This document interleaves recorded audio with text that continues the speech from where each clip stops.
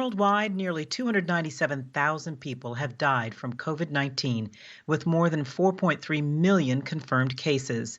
The hardest hit country is still the United States, with 1.3 million cases and more than 84,000 deaths. As some countries across the globe begin gradually easing lockdown restrictions in an effort to stop the new coronavirus from spreading, the World Health Organization said it may never be wiped out entirely. More than half of the world's population has been put under some form of lockdown since the coronavirus crisis began. But WHO Chief Tedros Adhanom Ghebreyesus warns there's no way to guarantee easing restrictions will not trigger a second wave of infections. In a sign that France might be ready for summer holidays, some beaches reopened Wednesday, but the cautious relaxation of restrictions stipulates while beachgoers can swim or go fishing, no sunbathing is allowed.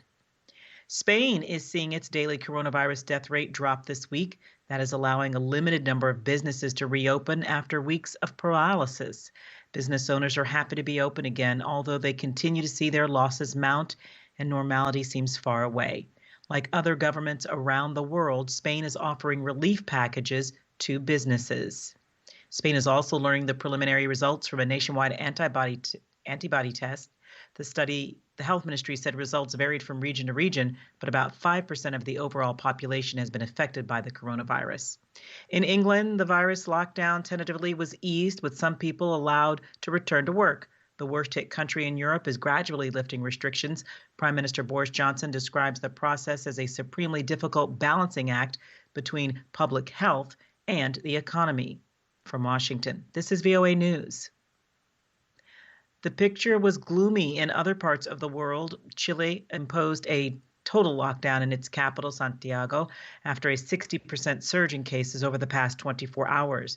The capital has been by far the hardest hit, and the country has until now imposed selective quarantine measures. Russia, now the country with the second highest number of virus cases, recorded more than 10,000 new infections after authorities this week eased restrictions allowing some people back to work. In northern Nigeria, surging tolls have sparked fears the virus is spreading, with hospitals shutting their doors to sick people. U.S. authorities said Wednesday Chinese hackers are trying to steal COVID-19 vaccine research, ratcheting up tensions between the superpowers as markets slumped on warnings from the U.S. Federal Reserve that prolonged shutdowns could cause lasting damage. Two U.S. security agencies warned of a significant threat, but did not offer evidence or examples to support their claims. Currently, there is no proven therapy for COVID-19. An effective vaccine could allow countries to fully reopen and potentially earn millions of dollars for its creators. The U.S. Federal Reserve cautioned Wednesday lingering shutdowns could cause lasting economic damage. The Fed chief, Jerome Powell, said crisis measures, including spending beyond the nearly $3 trillion already approved in the U.S., would be crucial to a strong recovery. A senior official with the International Monetary Fund says the world economic outlook may be even worse than the grim forecast announced by the organization last month. The IMF director for the Western Hemisphere told Voice of America our scenario is likely to fall a little short. To date, the IMF has granted more than $3.4 billion in emergency loans to 19 governments in the Western Hemisphere.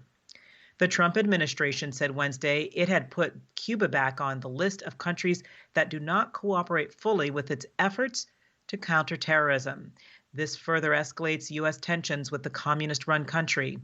The State Department justified the move because of Cuba's refusal of a Colombian extradition request, saying in a statement that demonstrates, quote, it is not cooperating with U.S. work to support Colombia's efforts to secure a just and lasting peace, security, and opportunity for its people. There are stories of hope amid the gloom, including two centenarians who survived the coronavirus. In Spain, a 113-year-old woman fought off the illness during weeks of isolation at a retirement home where several other residents died from the disease. And in Russia, a 100-year-old woman was discharged from a Moscow hospital after her own recovery. Russian television showed her wearing a mask and clutching red roses as she exited in a wheelchair. Via remote dialogue.